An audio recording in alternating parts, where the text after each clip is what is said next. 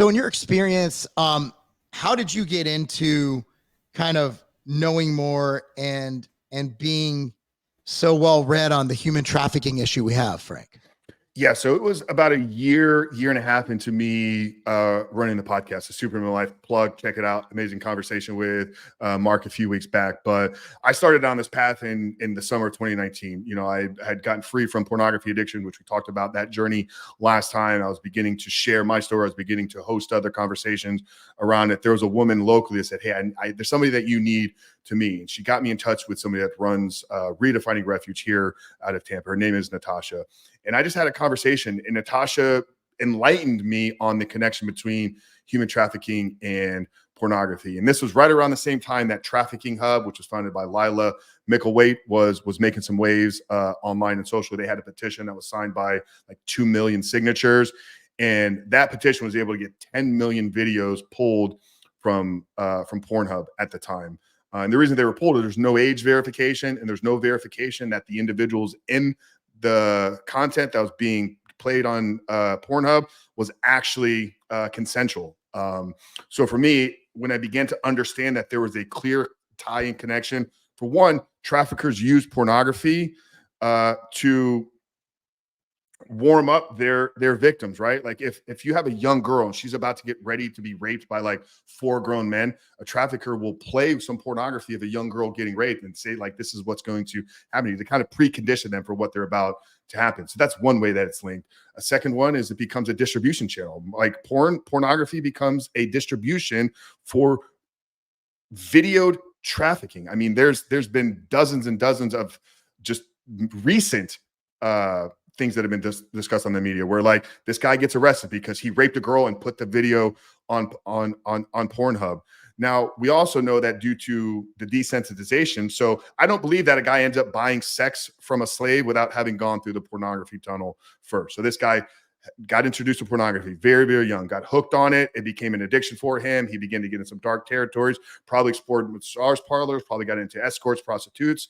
Those things stopped working because they won't do the hardcore stuff that if somebody's a slave will do for you. So that was it, was me understanding that there was such this deep, deep connection between the two. And when I zoom out big enough or far enough, like I see the sex exploitation industry, so pornography, trafficking, truly as a force of evil. Like I think that there is evil driving all of this. Talking the spiritual realm, Mark, Alan, I know you're not a man of faith, but I am, and I believe that there is a spiritual battle that is taking place with everything that we're seeing in the world today. So being exposed to some of these things made me realize like this is a fight that I have to put my flag in, and I got to be a voice. I got to be a man. I got to step up and at least do what I can to fight it, to raise awareness, to educate, and do all the things that we're doing. Well, on that note, like I still believe in good and evil.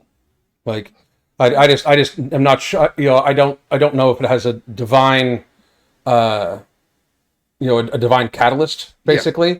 Sounds like and I also to me. Yeah, and that doesn't sound like atheism, Alan. Well, I understand where you're coming from, but it's not in me anyway. But I also do think that like there's certain degrees of evil, right? Yeah. Like I'm sure that if somebody hurt my family, the evil I would tap into would make people be like, holy shit. Because I'd make John Wick blush, dude. Like, I mean, I really would.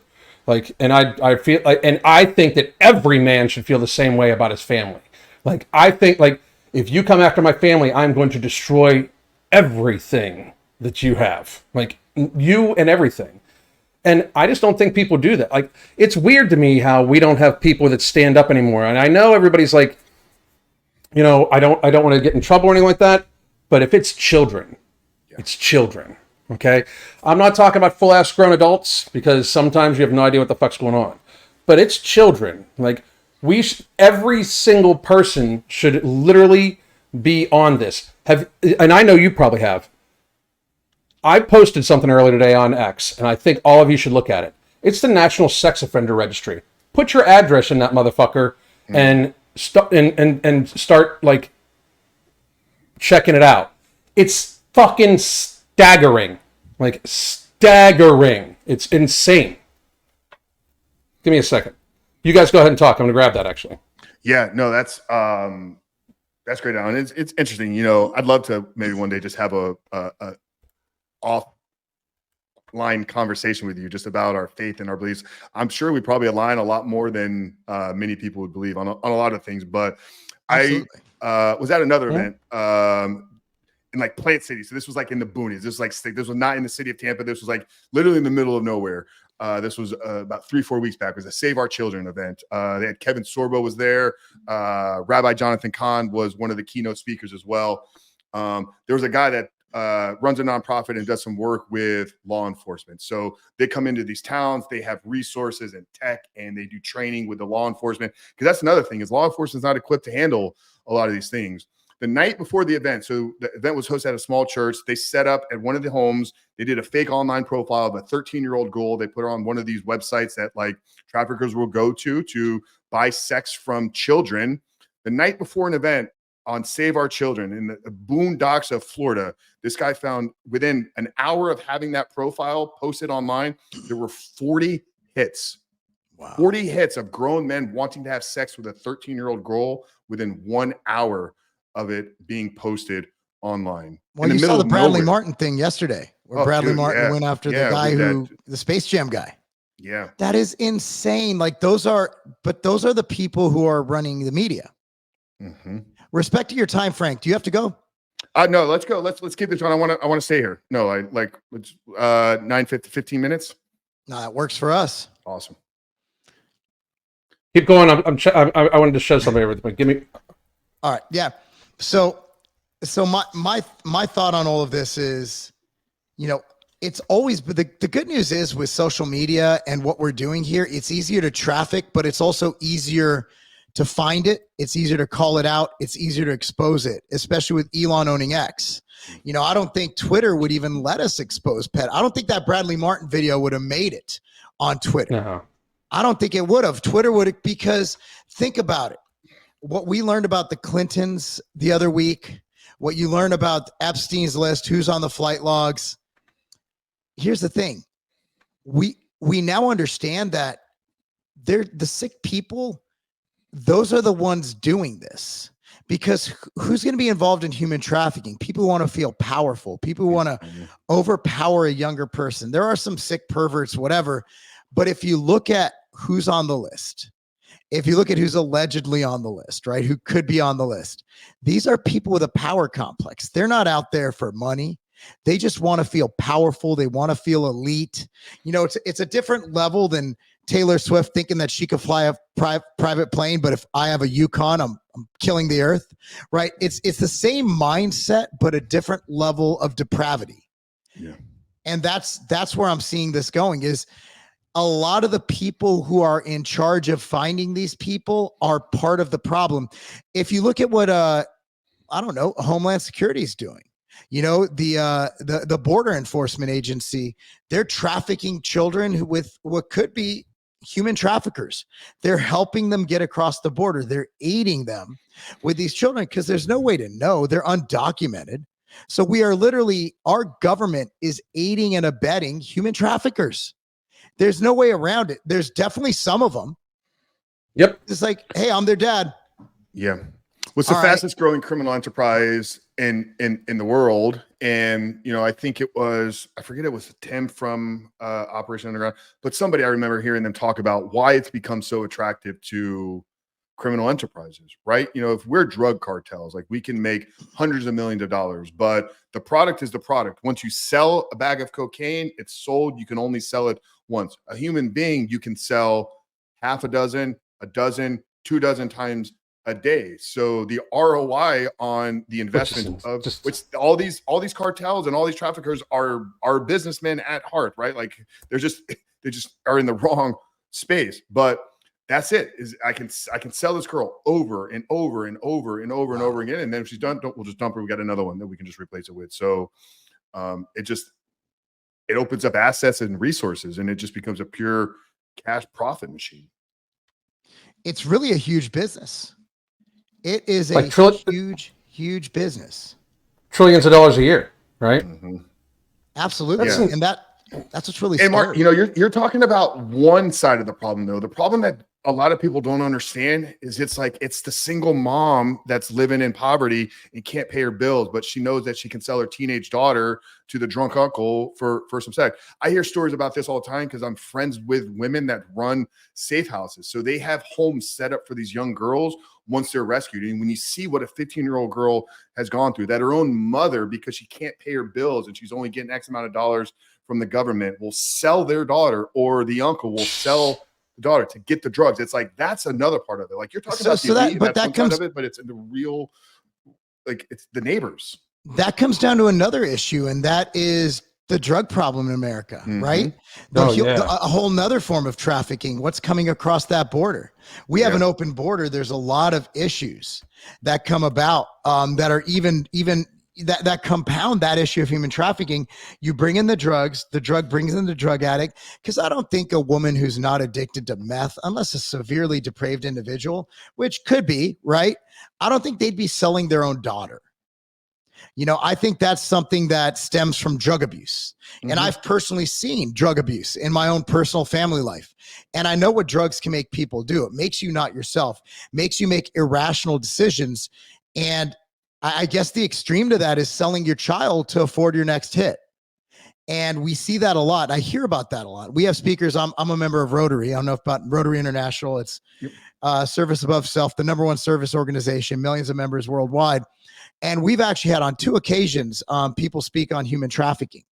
And each time it's just as shocking as the first time, because you learn something new.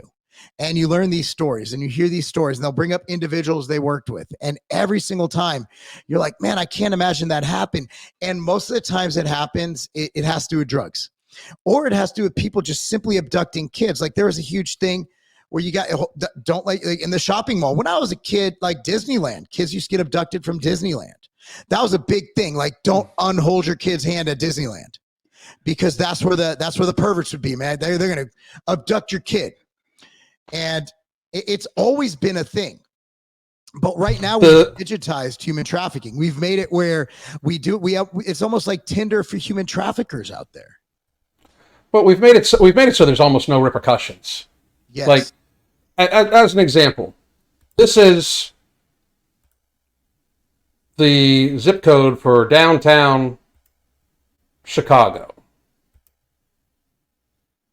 This is the public sex offender registry. This is just for zip code 60602. I was 60624, I believe. Oh shit. Wow. It just keeps going, right? Mm-hmm. Which, by the way, if you have children, especially, but just in general, I strongly suggest you look this up. It is a free government website to keep track of sex offenders, and you should know where the sex offenders are in your neighborhood. Yeah. And know what they look like, because that's how we stop this shit. Evil runs from the light.